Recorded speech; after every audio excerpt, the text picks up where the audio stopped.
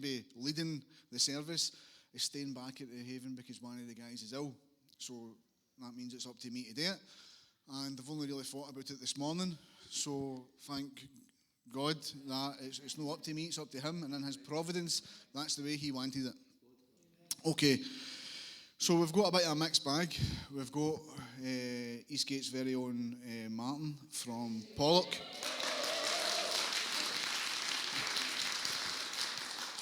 He's probably in the toilet just now. But we've got Alec from Barrafield.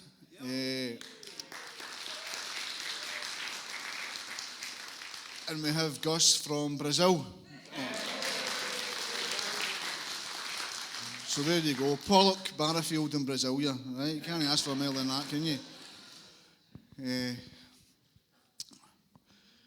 So does anybody in here know what the Haven is and what we do? Good. Right? That means I don't need to go into all that. Right? So we all know what we do at the Haven, but just a wee update, I suppose, as to kind of what's currently happening in the Haven. You know, a bit of testimony from the ministry, so to speak, rather than just the individuals. So the Scottish Government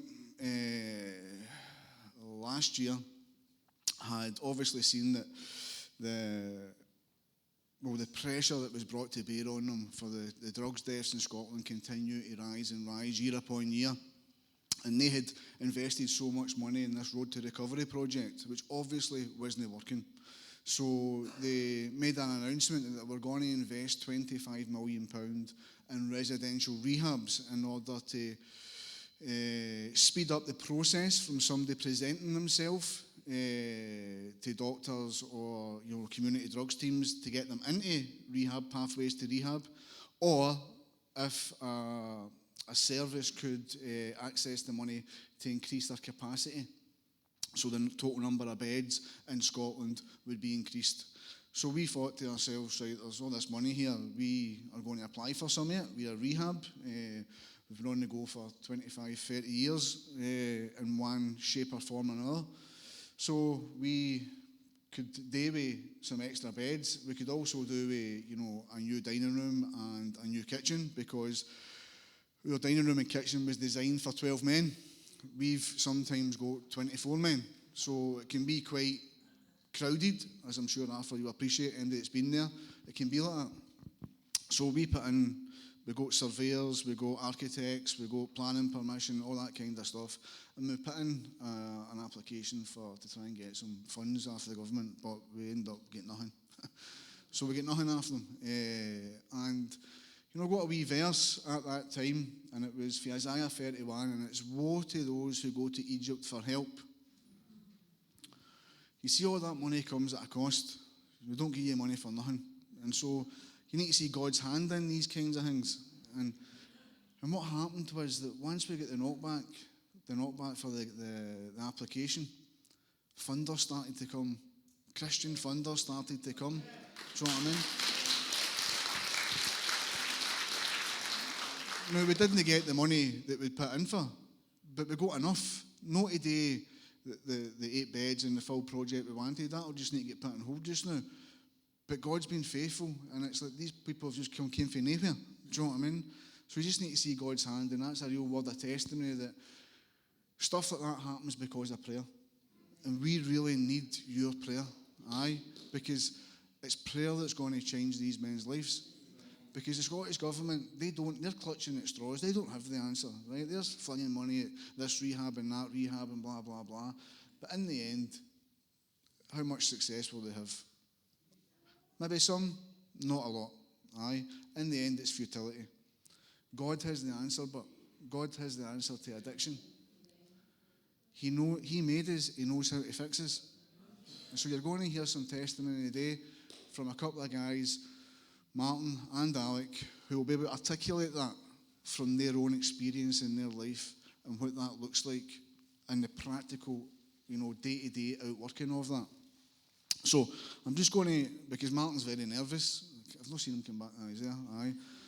Martin's very nervous, and I actually got a report last night of Gus, that Martin wasn't feeling well, so I was thinking, he's pulling a sickie here because he's that nervous. Do you know what I mean?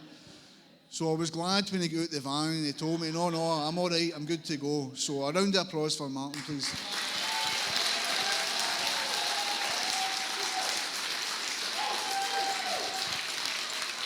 Cheers, Andrew. Well, thank God that I'm all right to be here. I'm trying to think what to say. I brought up by a single parent. My mother, I'm one of 8, second youngest out of them all. Just try to do this quick, so I've only got so much time. Sure. I'll be to 30 seconds then. So one of 8. Obviously it was tough for my mum to bring us up. She was working, times were hard, struggling. Obviously, me being the rebellious one out of the family, all the rest of them grew up, worked. I didn't. I decided to start drinking, taking drugs. Obviously, started petty crime, just shoplifting. Then it got to stealing radios out of motors. Then we thought it would take, why just take the radio? We can take the car as well. So we decided doing all that. Obviously, when we drinking, didn't realise that was the start of my downward spiral. Obviously, been drinking for over 30 years. And just recently, obviously, the past year, whatever, I was really at a low. I was actually sitting in my house with a rope at the side of my couch. I had my tree picked, and obviously, it was just a matter of time. I stopped taking my insulin for my diabetes. So at that point as well, I thought I could go to my bed and hopefully went into a diabetic coma and no wake up. But Arthur, being Arthur, dragged me back to church and everything else. Glad they made into that. Sitting here, obviously Arthur, just gaff a drink, I said, I will. Never done that yet, but obviously God brought the haven in, and basically says, there's your opportunity, Martin, take it, or carry on. But obviously I took it, and if I hadn't taken it, I wouldn't be able to stand here and talk to you today. I wouldn't be able to be a father to my kids wouldn't have their dad. Obviously, just found out that I'm going to be a granddad again. So, not that great, it's going to cost me a fortune. But for the work that God's done in my life for the past 11 months, has been unbelievable. Obviously, deaf doors, grey, lost a lot of weight, to now being, still work in progress still. Obviously, take your eyes off God, the devil jumps in, and knows what I'm talking about. Devil can jump in straight away. But that's nipped in the bud straight away, and obviously just I'll focus on bouncing back for that wee blip I had last week. But apart from that, so I just want to thank everybody for keeping me in their prayers as well in here as well. It means a lot, especially for you as well. It's unbelievable what you have done, and so I just want to thank you all. So thank you.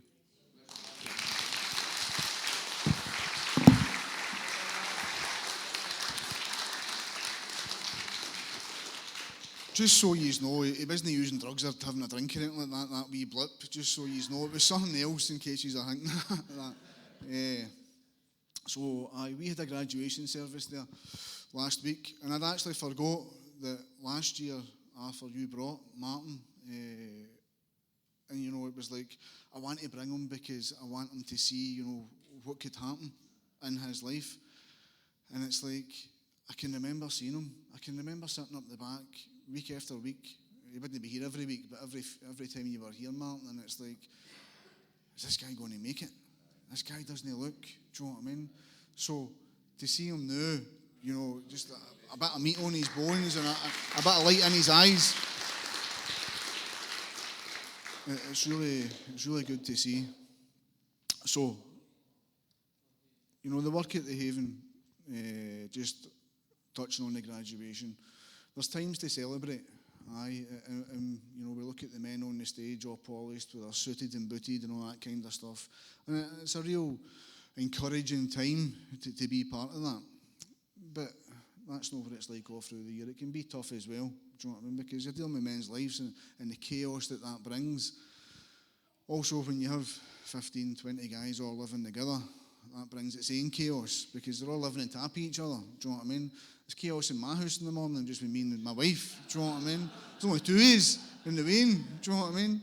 And she's pointing and it's you. Mostly it is me, So, I'm going to ask Alec to come up just now. So Alec is from Barrowfield, and I've known Alec for a number of years.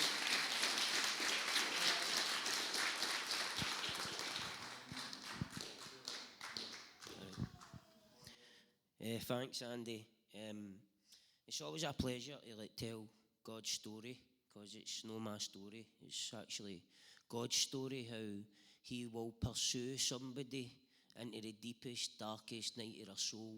And even when they've not got any hope, He will lift them up and put them on a solid foundation. And that's the story that I'm going to tell today. I'm for East End in Glasgow. My mum and dad, they were addicts.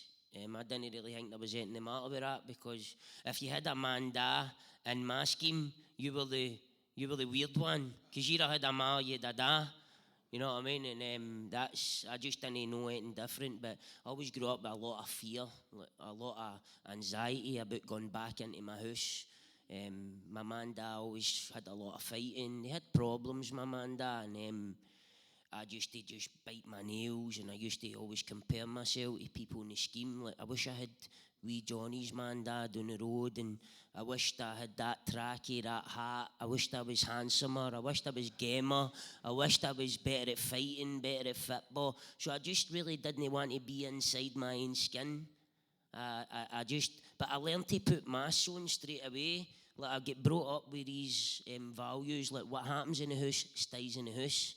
If you say what happens in the house, you're getting lettered, do you know what I mean? And I learned to keep my mouth shut very, very quickly in the scheme. I learned to just go about with the gangs, and I started to get involved in whatever anybody else in the street. My pals were a lot older than me. I was looking for like a male role model, do you know what I mean? Somebody to look up to, and I just went on an absolute life of criminality, addiction. I went through the cards with the drugs, and I was addicted to cocaine. That was my love affair I had for 12 years of my life. I was also a heroin dealer. I got involved with Martin. I started graduating through criminality until I was really, really steeped in organised criminality. I was a full-time heroin dealer, cocaine as well. I had a lot of money. I had a lot of access to sort of things. I could have went anywhere I wanted. My family never wanted for nothing, because I bought into a lie when my man died. I used to be a Friday, my ma would be at Checkmen, know how the Provy men? Do you know them? So the door would go on a Friday like that, and my ma'd say, "Shh, tell the guy I'm not in." And I would go to the door and look, Mama's not in.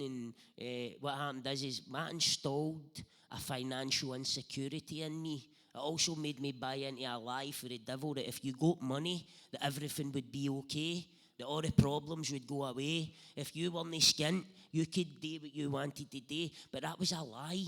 And I started to build my life on a faulty foundation. And that just propelled me onto a life of crime where I would have stepped there anybody to get a couple of quid. I didn't care. My motivation was to get a couple of quid, and it didn't matter what I did to get that couple of quid. And what happened is I started to be good to my ma. Like, get all the house all decorated. My ma wanted for nothing. But you know what? I was sucking things out of my community to be able to do that for my ma. My ma was having nervous breakdowns because the coppers would be coming through the door, left, right and centre. I was away doing prison sentences. And I still believed a lie that money would be able to change my life.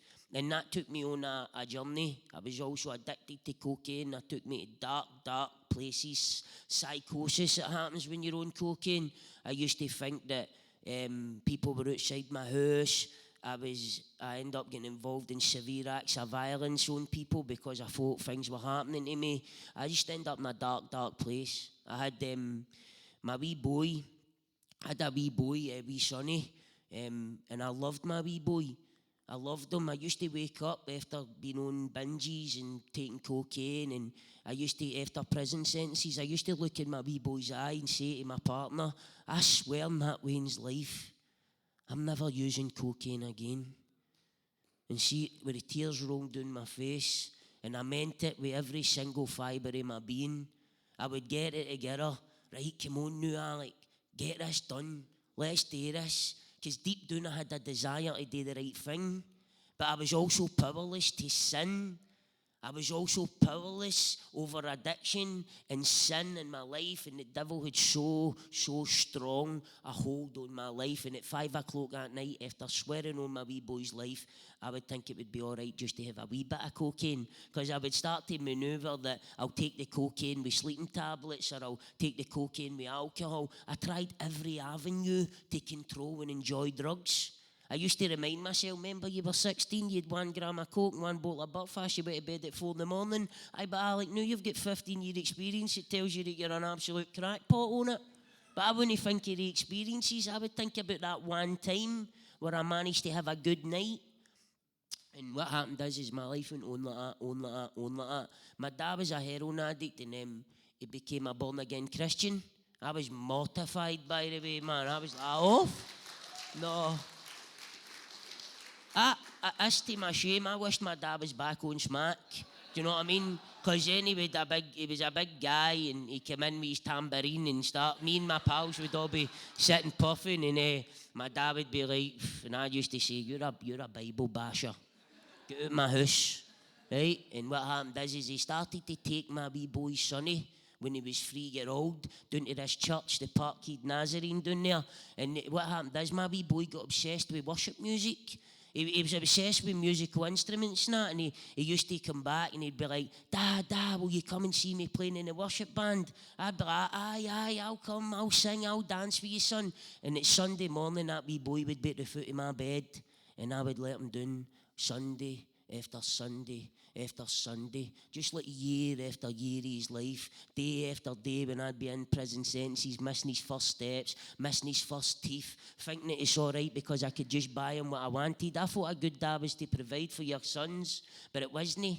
I could have bought him anything he wanted, but I couldn't sit in the flare with him and play with his Lego for 2 hours. And you know what? I was like, let my boy down, let my boy down, let my boy down. And my wee boy, it came to his nativity play, and he was playing Joseph. So then my partner was like, you've been promising that, Wayne, for months that you're going to go down to that church, and you're going down to that church. And I just went to see my Wayne playing in a nativity play, and he was Joseph. And then all these mad Christians kept coming up to us like, well, we've been praying for you and all that for years. I'm like, what? And then they're like, oh, Sonny, we absolutely love wee Sonny and all that. Started to impact me. I was like, these people really love my wee kid. I started to see families that the guys were good role models in there. They were good men. And I was a wee bit suspicious, but I was like, yeah, right, okay, man. That's nice people, but it's not for me. Right? And my life kept getting darker and darker and darker. And I finally said to my dad, take me down to that church. And I went down there on a Sunday. The guy in Wills preached a message, and I wanted to take my dad square go outside, because I thought he'd told them everything about me. I thought my dad had told the pastor everything about me. And I was like, you're flipping grass. Know what I mean? And my dad went, Alec, there are 300 people in that church. It's not all about you. I'm like, aye, no bother. And that's what happened. And I started getting back. They took me to this Alpha course, right? They said, come on a Tuesday night and you'll get your dinner. Now, bear in mind, I'm the biggest heroin dealer in that area. I'm absolutely stealing for the communities, for that congregation's family members. People are dying. They knew who I was, and they continue to love me. I went to an Alpha course, and it changed my life. It said here, look, they said Jesus is a real person. Every historian that ever walked this earth wouldn't argue against Jesus of Nazareth. The argument is was he who he said he was? Now, that blew my mind, because I'm thinking, this might be real. They said that this Jesus died and was crucified under the Romans. Now, I could swallow that, because the Romans were brutal. And I was like, right, okay, I can see that, how Jesus would be crucified and all that. And it said that he rose again. I went, no, that's enough. I'm no fond for that. That's a step too far. And then what happened was they talked to me about how the disciples went on to die for him. Now that got my attention. A violent person somebody that knows about violence and that. And I started to ask myself, why would you die for something? And then they told me about Thomas, how when the risen Jesus had appeared to people, Thomas says, I'll believe it when I see it. And what happened is Thomas says, I'll believe it when I put my fingers in the holes that held Jesus to the cross, and when I put my fingers in his side. And know what happened?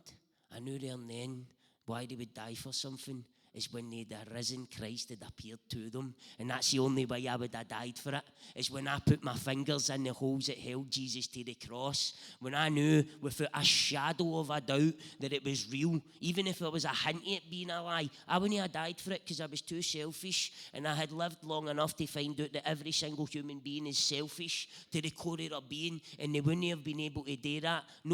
Maybe one of them would have been able to do it, but no every single one of them. Peter wouldn't have get crucified upside down because he was a coward before he was filled with the Spirit.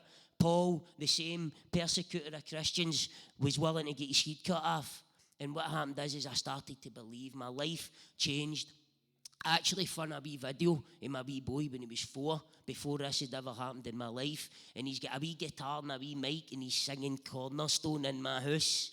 He's singing his dad into the truth. He's singing songs of truth over his dad. A wee evangelist at 4-year-old. That's what happened to me. My wee boy led me to Christ, and I went to the haven. This is my second time in the haven, so this story's no all good. I went to the haven 6 years ago. That's when I met Andy. And basically, I met Maddie as well. Maddie was a singer at the Port. Basically, I went to the haven and I only lasted 6 months, but I absolutely devoured the Word of God.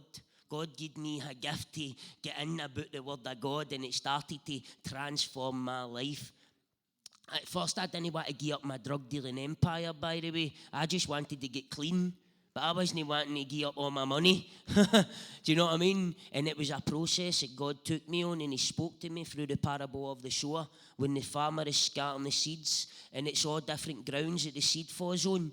And one of the grounds is the weeds, and it says it grows up with a plant, and it stops the plant from growing. And the weeds are the worries and the cares and the riches of this life. And I met with God. I was like, I can't deal drugs and be a Christian. I wanted to be a Christian and still run my drugs. But God had to speak to me through his word. God had to convict me, because I wouldn't have listened to any use. I wouldn't have listened to anybody else. The impact happens when God it is that speaks into somebody's heart. It's God that brings the increase in somebody's life. It's like when Lydia, it says, God opened Lydia's heart to what Paul had to say in Acts 16. So we can do our best Wolf of Wall Street preaching, but if we're not doing it in the power of the Holy Spirit, nothing's going to happen. And so I ended up in the haven. 6 months later, I went out, but I was committed to Christ. Me, my son's mother, my son, we all get baptised together on Easter Sunday. I went to Glasgow University. I didn't have any standard grades. I went to university, night class, access. I did theology and psychology. I got the grades I needed. I went down, done a honours degree at NTC in University of Manchester, theology. My church put me in a place of position, gave me a local pastor's license, opened charities. Me and my wife and my boys served our community. But then lockdown happened. And my church went online. And what I started to do I started to just get comfortable being sober. I started to accept, no perfect, no the calling of God for my life, but I opened a plastering business, and I started to want to earn a few quid again, because it wasn't smack I was dealing, it was plastering. So it was all right. But what happened is that's not what God saved my life for. That's not why God changed me. God changed me to stand up here and tell people that it doesn't need to be that way. God changed my life so that I could tell people the gospel. And know what happened? I started to lose track. I started to pick up a wee drink, smoke a wee joint, and my marriage started to fall apart completely. And my marriage broke down. It was really difficult circumstances for me to accept and to swallow. Not just for me, but for everybody. And what happened is I went on a road of absolute bitterness again. I started to look at and blame God and say, why would you take my testimony away from me? Why would you allow my family to be destroyed? I started to really get sucked in with resentment against my wife, against anybody that was even associated to my wife. Like, know how that guilty by association? Anybody that even talks to them, they're part of it, and it's something like that. And I was absolutely consumed. I just went further and further into my plastering business, further and further into my addiction. And I, like Martin, was going to book my family home. And it was once a family home, a Christian family home. And basically there were only one chest of drawers, one wardrobe, but it was empty. And I was just looking for a place to kill myself. Do you know what I mean? That's the truth. I just didn't want to be here any longer. I had totally given up on God, but God hadn't given up on me.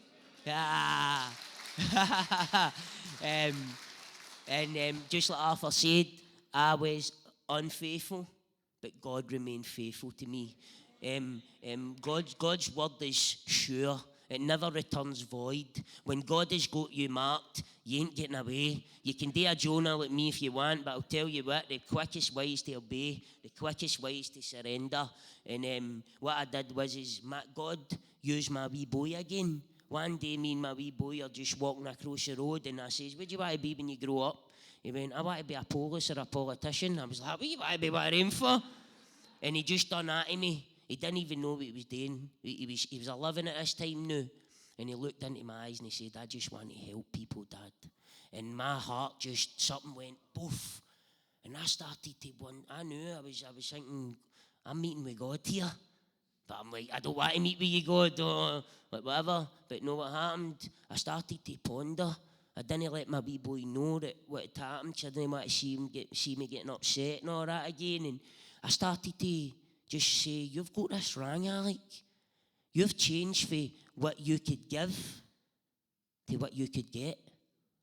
And you're chasing your plastering business, Alec, and you should really be chasing God. You should really be chasing recovery again. You should really be chasing what God has got for your life. And I started to read a book that night called The Case for Christ, and it started to remind me about the reliability of the Word of God, that it's actually a historical document. It's not something that Christians have made up. It's real. It's history. It happened at a certain place, a certain time, about a real person. It's a real story. And I started to read the Gospel of Mark. I read 8 chapters, and I think it's verse 36. God just spoke to me clearly. It said, what good is it if a man gains the whole world but forfeits his soul? And I just broke down. I was like, right, okay. I liquidated my plastering company. I shut it all down. I went back to the pastor of my church. I was still full of anger and resentment and all that. And what happened is one night, while I was trying to get back in about Christianity, I woke up through the night and God was clearly saying to me, do you love me? Do you love me? Do you love me? And I knew that was in John 21. I knew that was the words he said to Peter when Peter had denied him. And I grabbed my Bible and I started to read it. And God spoke to me and he said, feed my sheep. And I didn't really know what was happening, but I ended up back into the haven. I came into the haven. My life was externally broken. I had lost everything. I was full of anger and bitterness and resentment. I was full of fear. Andy counselled me, by the way, every single week. And I'm not the same guy as when I walked into that haven. What happened is I started to really go in and really trust that Andy had the answer that I needed. I believed that God had put people like Andy into my path. And what happened is I started to use that. So all the other guys at the haven, go in and tell these people the truth. Because they'll be able to help you access the truth. And the truth will set you free. So, I wish I could sit up here and say, oh, I've got all my life back externally, but I didn't.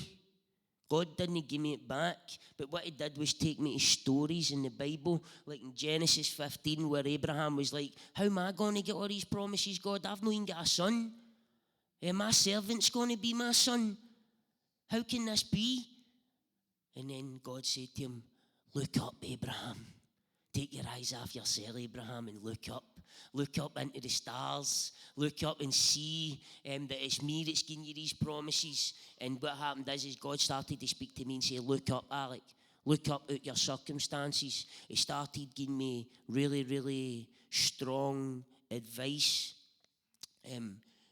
I call it, like, he started to give me weapons against the heartbreak and all that I was in. Instead of me dragging people before the council and saying, look at what they've done in my life, start blaming and pointing a finger to say, if this didn't happen to me, I started to honour these people and bless them and see about the good in them. I started to pray for people that I really didn't want to pray for. I started to look up, and I wasn't looking up into a starry sky, but in fact I was looking up at the cross of Calvary. So Abraham was actually looking at a promise that was yet to be fulfilled, and I was looking at a story that had been fulfilled. And so what I started to do was I started to transform, not externally, but internally. God started to put me right inside. This is an inside job. You can go to any rehab or you can join any holy club that will get your life together externally, but only Jesus can help you journey back into your childhood, journey back and face resentment and bitterness and fear and anger, and only God can start to put you back together inside. And that's what I'm testifying here today. God has restored my relationship with my son tenfold. With my church, who I dirtied the waters with, God has restored me to my church. The church have been so graceful, so merciful to me. Me and Andy, we had a chat with my pastor, and everything's really gone good with me and my church. I've also struggled in heaven as well, like with my pride and my emotions and all that. And I'm not a finished article. I'm not a finished article by a long shot. But you know what? I've learned when I fall to fall into His grace, because His grace is sufficient for us. It is enough. It is enough. God's no surprised when you make mistakes, by the way, guys. He's no sitting up with the Archangel Michael going, would you make it up with Alec? Or he's heavy surprised me there. No, he's not doing that. You don't surprise God. God knew what He was getting into when He called you. God knew what He was getting into when He called you. He doesn't see you in the state that you're in now, but in fact He sees what you will become in Him. Hallelujah for that.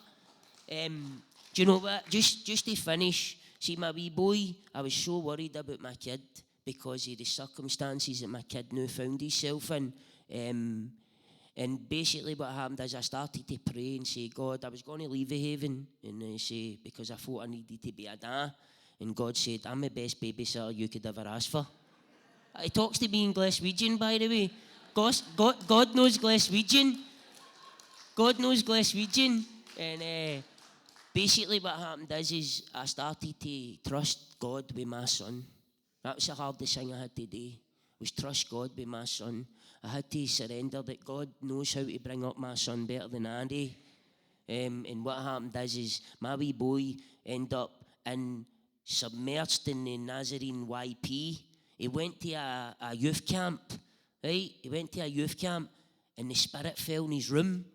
He said that the leaders phoned me and they said that Sonny was asked to pray for somebody and he was praying things he didn't understand. He's baptized in the Spirit. He doesn't even know what happened, but I know what happened. But God was honouring me. God was saying, see, when you stay where I want you to be, I've got your kid. That's what He was saying. I've got your kid. See, last night, I phoned my wee boy. I was on the phone for my wee boy, but I was on for half an hour. I'm only meant to get 15 minutes. Sorry, Andy. But I seen the guy before me wasn't getting it. I was talking to my wee boy, and he was no well, and his ma was all worried and all that, and his ma went away, and I was on the phone, and Sonny went, Dad, are you Jewish? I was like, what? And he went, no, because I've got a Jewish second name. So basically, my family must have been Jewish one day. And I said, no, we're not Jewish. I said, well, blood-bought believers. Know how I was going to get all technical with him. And me and my Wayne started talking about Old Testament prophecies for half an hour. Me and my Wayne on the phone. And we guys only 12. But it was like God was really, really ministering into my heart. He's saying, I've not only got a plan for you, Alec, but I've got a plan for your wee boy. Do you know what I mean? I'm going to bring restoration that you could never even dream of or imagine into your life. And do Do you know what? But I'm just honoured. See, God, I gave up on God, and I've said this, but God never gave up on me. Do you know, see, God's love will pursue you. He will pursue you like the one sheep that has gone astray. I'm that sheep. I am that sheep. I was lost, but now I am found.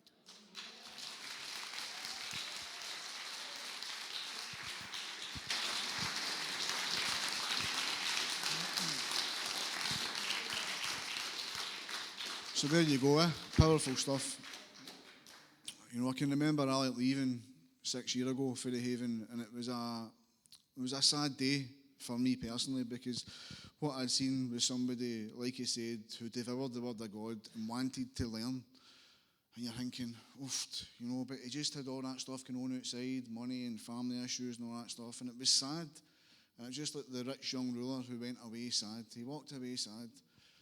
And when he came back into the Haven, I was so happy. Do you know what I mean? I was so glad.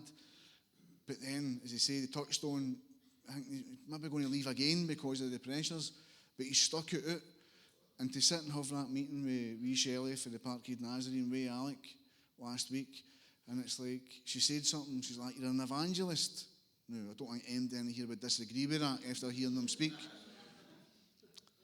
But you see, the gifting, the character giftings that God has put within him meant that when they were turned towards a sinful response, he was an evangelist for Satan. When he had all his wee punters running about the Gallagate, selling smack, selling Charlie. But when his life is oriented towards God, he's an evangelist for him.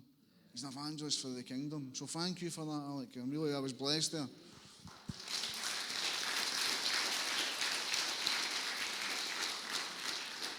And then, Gus, could you come up once that finishes and just share the wee message that you've prepared? God is good. Good morning.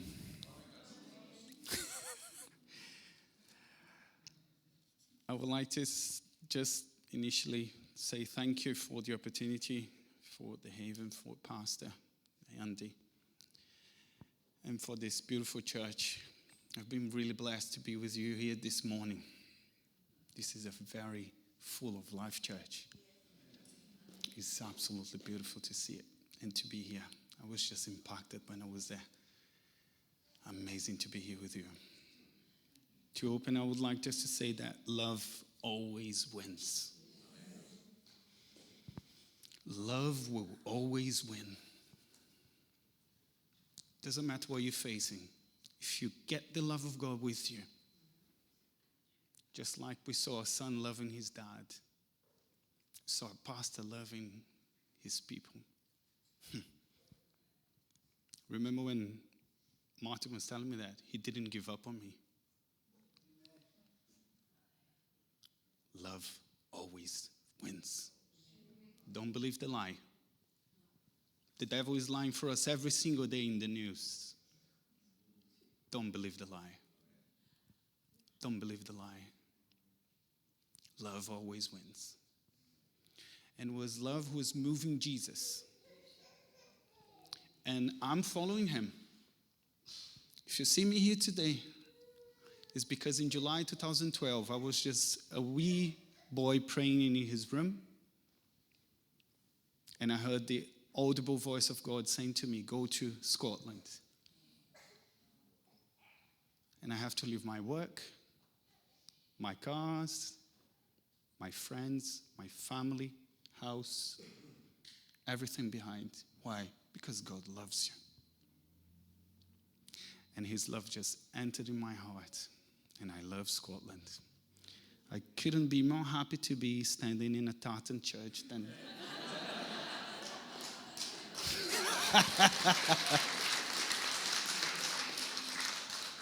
And I'm telling you, I even changed my name. I used to be Augusto. Now I'm Gus. I used to be Bandeira, which means flag in Portuguese. Now I'm Mac Flag.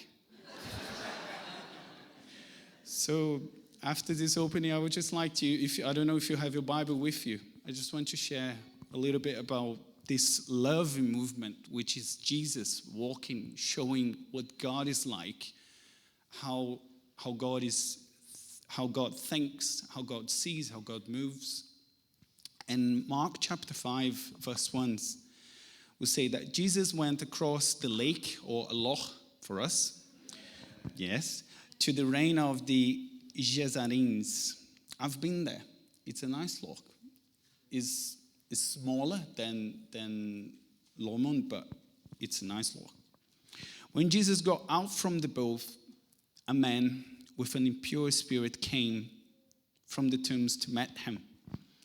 This man lived in the tombs, and no one could bind him anymore, not even with chains.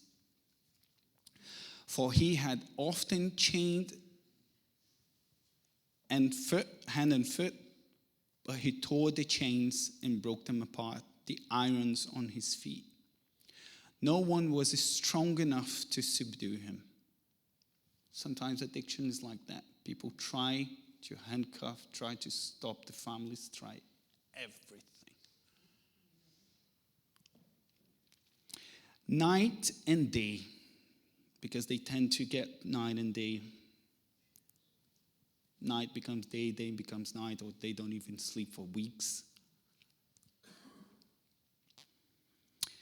And the tombs, so among the dead. The Bible says that the world is like dead, separated as asleep. They are not awake.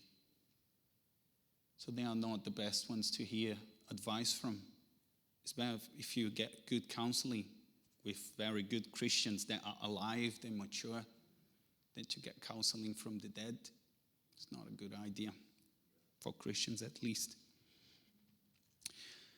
So he went to the hills and would cry out and cut himself with stones. So you can see the scars in people.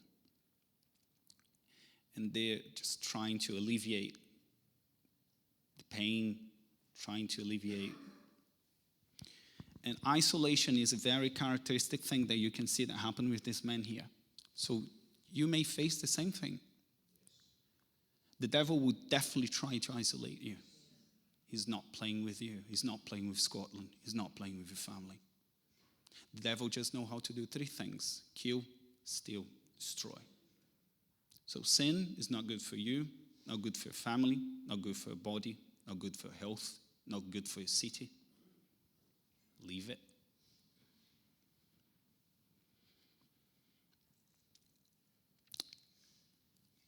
Verse 6 says, he saw Jesus. When you are in a dark place, it's easy when you see proper light. You can easily recognize it. Oh, that's different. From a distance, then he ran, fell on his knees in front of him, and he shouted on the top of his voice, "What have you done with me, Jesus? Son of the Most High God." He was shouting, right? I'm just trying to make it a bit more dramatic. In God's name, don't torture me. I like that. So if you're a Christian, you know what you do with the darkness. Torture them.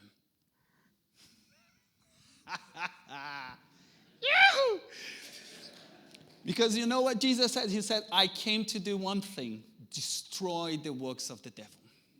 It's so good to hear these testimonies. Come on. Destroy the works of the devil. So when you see darkness, I say, that's a good thing to break. This is how I see. Why? Because I took some time thinking like Jesus does. He doesn't see darkness, he sees opportunity. So when we see someone broken, see opportunity. Because love always wins. So Jesus said to him, "Come out of this man, you impure spirit." Why? Because he has authority. Why? Because he gave it to you. Maybe you don't even know you have it, but you did. If you were born again, if you got yourself reconnected to God, and you decided to confess him as your Lord and Savior with your mouth, believe with your heart that God raised him from the dead, you also have that authority. Verse 9 says, so then Jesus asked him, "What is your name?" "My name is Legion," he replied, "for we are many." And he begged Jesus again and again not to send him out to the area.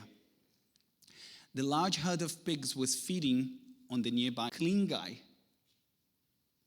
who had been demon-possessed, begged him. So the people begged him to leave the region. What does Jesus do?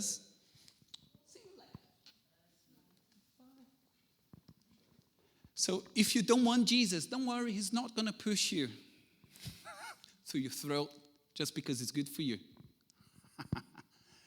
If you don't want it, he will just say, bye.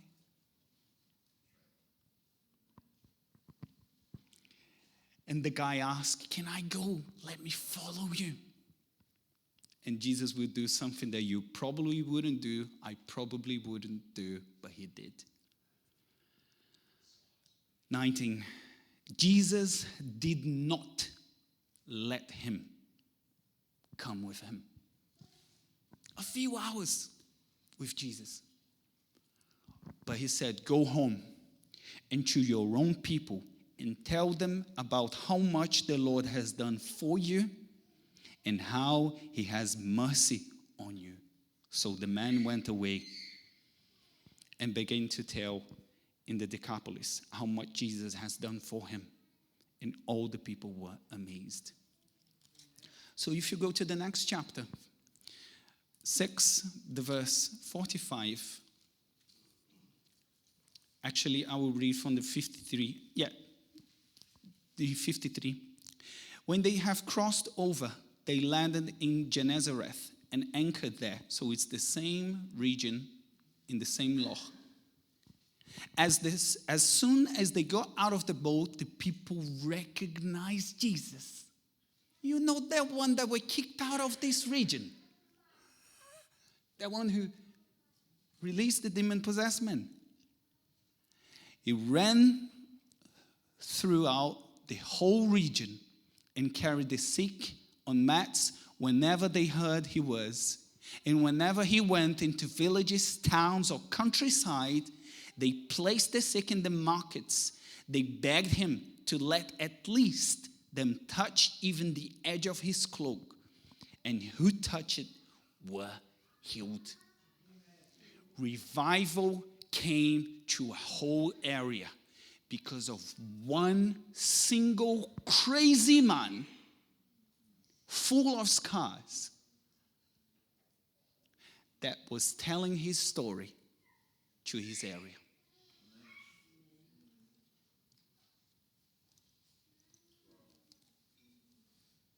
God has healing for Scotland. God has healing for your life. God has a lot of things to do through you. Tell your story. Tell what God did to you.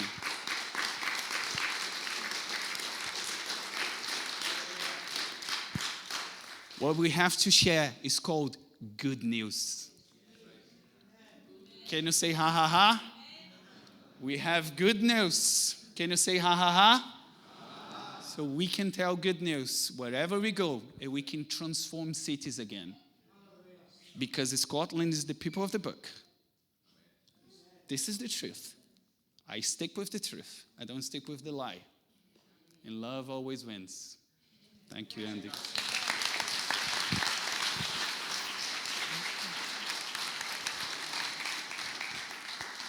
Thanks for that, Gus. So I just want to, in closing, I just want to say thank you because, Arthur very often says up here that, he's thankful for the haven, but we're thankful for yours. We really are. We truly are. Arthur, it's a two-way thing.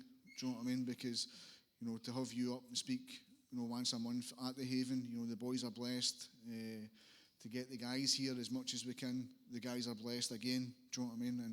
And, me and Maddie, we've been blessed as well. Do you know what I mean? So I just want to say thank you for the bottom of my heart. And we just ask that you continue to pray for the haven because we need it. This stuff doesn't happen by accident. It happens because people are intentionally investing time in prayer. So thank you so much.